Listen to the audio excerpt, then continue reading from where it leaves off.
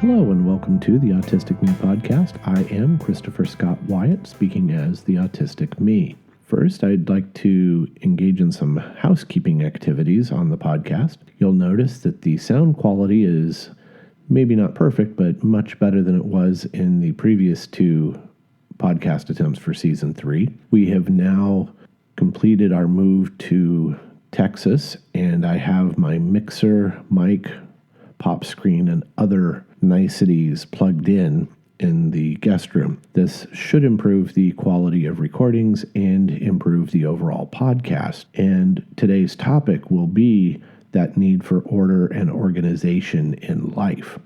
The second thing I want to mention in terms of housekeeping, the podcast this season should be every 2 weeks, so every other week. That will make it easier for me to try to get some of the older podcast episodes transcribed and posted to the blog. The extra time might also allow me to prepare episodes with outlines and scripts a little better. Overall, I just think the quality will be better if I slow down the pace this season until I get into a routine and until we are fully acclimated to the new house, new surroundings, and new routines. And so on to the topic, which is the need for order and organization in my life. Many of the parents and autistics I meet ask about that need to put things in straight lines and specific orders. Parents have mentioned children who line things up by color or size. Adult autistics mention the need to alphabetize their library shelves and record collections or other things they have. A need to have everything in its place and a place for everything. My personal theory is that for me, this is a way to reduce and eliminate cognitive demands during the day. If everything is in its place and I have a sense of order around me, I can better focus on the tasks that I need to complete.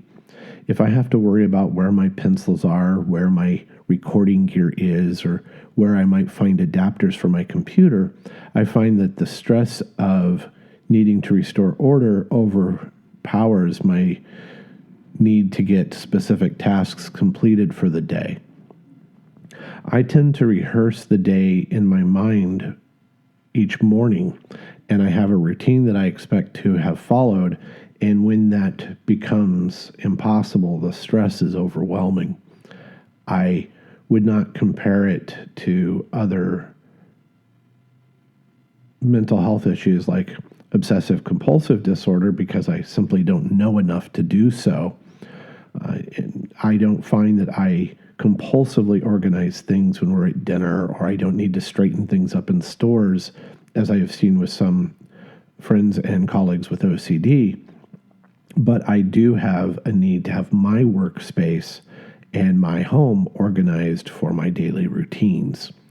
But again, I'm not qualified to say that it's not similar to OCD, and people do joke about the autistic OCD, but I think there's a difference. In my mind, my need to have things consistent and orderly doesn't really go beyond my little world. I'm not going to try to organize other people. I'm not going to try to organize other spaces. I am primarily concerned with keeping my workplace, my workspaces at home and at my workplace in order. And likewise, my particular surroundings. I don't want to organize my kids' or my wife's closet. I don't obsess about organizing the kitchen a particular way. So it's a fairly limited need for order, but it's a very specific need for order. In terms of my routines and my predictability, like many autistics, I do rely on specific brands or specific products that I have become comfortable with. I don't consider them a mental crutch so much as I can anticipate how they function and how they work, and so I'm more comfortable with them. Even the pencils with which I write are Pentel 0.5 millimeter mechanical pencils that I've used since high school, and I have stockpiled some of those in case they become difficult to find. I like specific brands of ink pen. I really do find that certain brands of paper are different or certain weights are different. But those are more because I can anticipate where and how to click on the pencil. I know how to refill it quickly. I have found that some other mechanical pencils have unusual clickers out of position. And I want to focus on my writing, or I want to focus on my typing, or I want to focus on my drawing. Whatever I'm doing, I want the tools to be familiar. And I don't think that that's unusual. I've talked to mechanics and carpenters who have told me they use the same tools, not only because they trust them, but because they've become predictable. Likewise, I know camera operators who work in the film industry, and these camera operators and directors of photography like specific brands, not only because of the quality, but because they can anticipate where the controls are. In many ways, I have found this true with photographers who like Canon or Nikon equipment. Again, the buttons are where you expect them to be. The feel is how you expect it to feel. I think this is why many of us have trouble going back and forth among computer operating systems. I'm fairly comfortable going from Linux to the Mac operating system to Windows, but I know a lot of people aren't, and that's because there's a cognitive demand as you have to think about using control versus command, using the meta key. And so what happens is you invest a lot of time in the operating system differences instead of getting your work done. And I don't think there's anything wrong with wanting that predictability. As an autistic individual, I don't think that I have the emotional and cognitive capacity to handle a whole lot of overhead. And so by reducing that overhead, I reduce the potential for stress and meltdowns and panic. Some people might find it very strange that I buy one brand of pencil, or I like one type of college-ruled spiral notebook, or one brand of legal pads more than another. The brand I like, Cambridge, has a thicker paper, so it handles fountain pens well, or felt tip pens or gel pens well without bleeding through.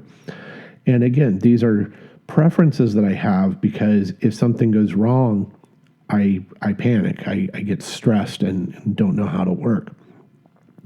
Getting our house set up here in Texas has been really important because it was difficult to record the first 2 episodes of the podcast without my mixer, my mic, my equipment in the right place, in the right order. I tend to have my mixer on the right-hand side, even though I'm left-handed, and I adjust the mixer with my right hand. Meanwhile, my computer and keyboard are over on the left-hand side, and I do use the mouse and the keyboard with my left hand while I'm working.